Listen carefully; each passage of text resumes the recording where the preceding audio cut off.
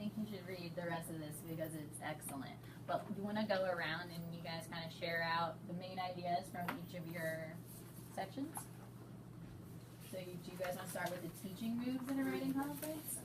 We said it's a lot like the reading conference, where you ask the question, Open-ended question. you ask the follow-up questions with the reading conference. You can look at their writing. And like letting them try it out, so let them try it before, teach it, let them try it, and then ending the conference by like linking it to their writing and how they should continue this strategy with Today and every day. Teach your language. Yeah. And we'll talk about the steps too more. Yeah, I like that question too. What are you doing as a writer today? That holds them accountable for what you've taught in the past. Right, it's a good open-ended question. I feel like in the beginning that was hard for them to like know what they were doing as a writer, but the more you ask that question, same with reading, say like, what are you doing as a reader today? They're able to better name the strategies that they're using, and once you name a strategy like you're doing this, then they're able to better. I like what we said. Every conference models the instructional language that helps you teach your students and move them along. So you can model that instructional language, and then they'll know, oh, this is what I'm doing as a writer. Yeah. Do you guys want to talk about what you teach in a writing conference? Yes, it talked about like conferring during the writing process, talking about the qualities of a good writer, and teaching them how to be initiators of their own writing. And the first thing it talks about the writing process, like for like pre-writing, I never conference with them. For like brainstorming, I feel like in my mind conferencing is more, okay, you've been drafting, let's talk about your writing now. But it talked about during the pre-writing to like talk about, what should you be brainstorming, how could you better come up with ideas on your own. I thought that was interesting. Yeah, because pre-writing also includes planning your writing. So before you even start, you have to think about how you're planning, and a lot of students need support with that. So that's a good point. You guys want to share about using model texts in conferences? It talks about how important it is to have a model text during your conference and for you to read it aloud to the student so that they can hear it, and then you point out your teaching points. And I thought that was really neat, that it's different from a mentor text. I guess you could have that mentor text at the conference with you, but just something really individual to that student, and to have them see it as you're talking about it, because obviously you're working with them in the conference, but for them to have something to refer to, I thought that like right there in front of them. That's basically what that piece was about. Can you elaborate how it's different than a mentor? Well, I don't necessarily even mentor text. We teach that whole group. We read that book. We come back to that.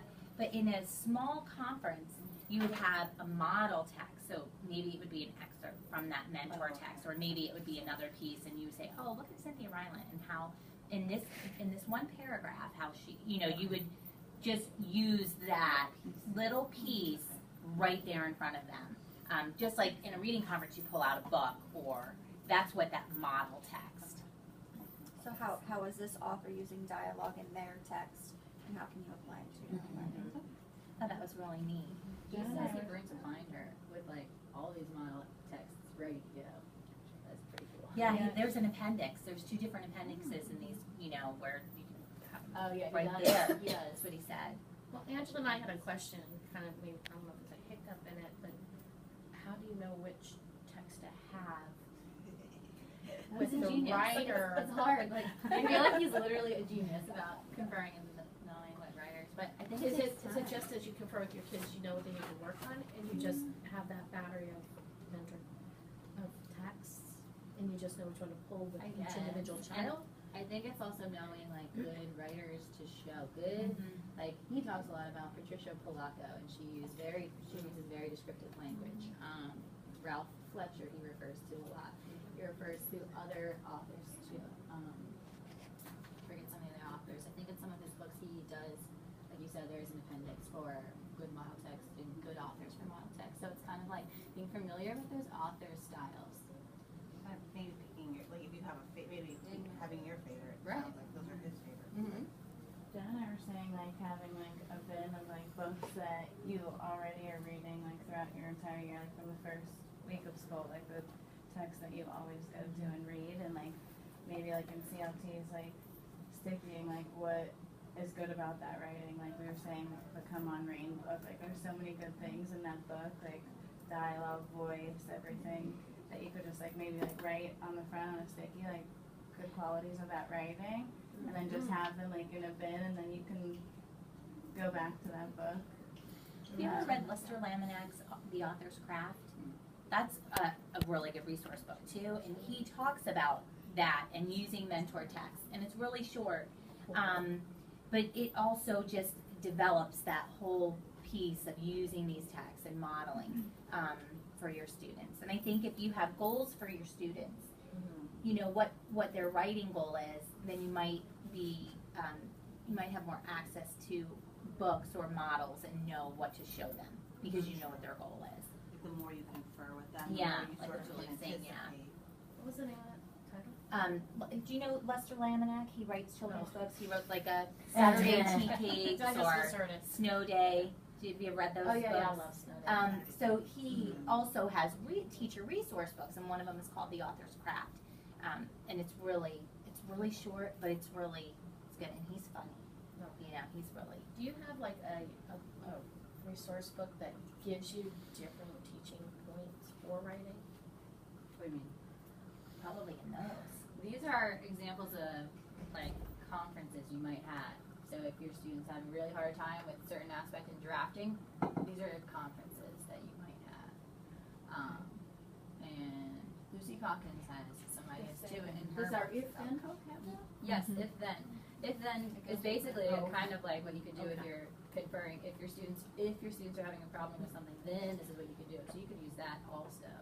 Okay. But and just another point, a lot of things that I've read about, you're collecting mentor texts. So as you know, you are exploring different authors. You have those authors in mind that are good mentors. So you're constantly collecting. For the next page, if you guys, the next page, I'll check your package. Okay. So these are steps in a writing conference. I like how it has the minutes and it has the teacher prompts. I think that's really helpful. He suggests 5 to 7 minutes. So the first part, you're researching for about a minute and a half. Yeah. Carl Anderson, his book's called How's It Going? Because it's just an open-ended question. How is it going? And then you're researching some more. You might ask more specific questions if they're not giving you specific answers. What are you working on as a writer? What are you trying to do as a writer today? What strategies have you been using?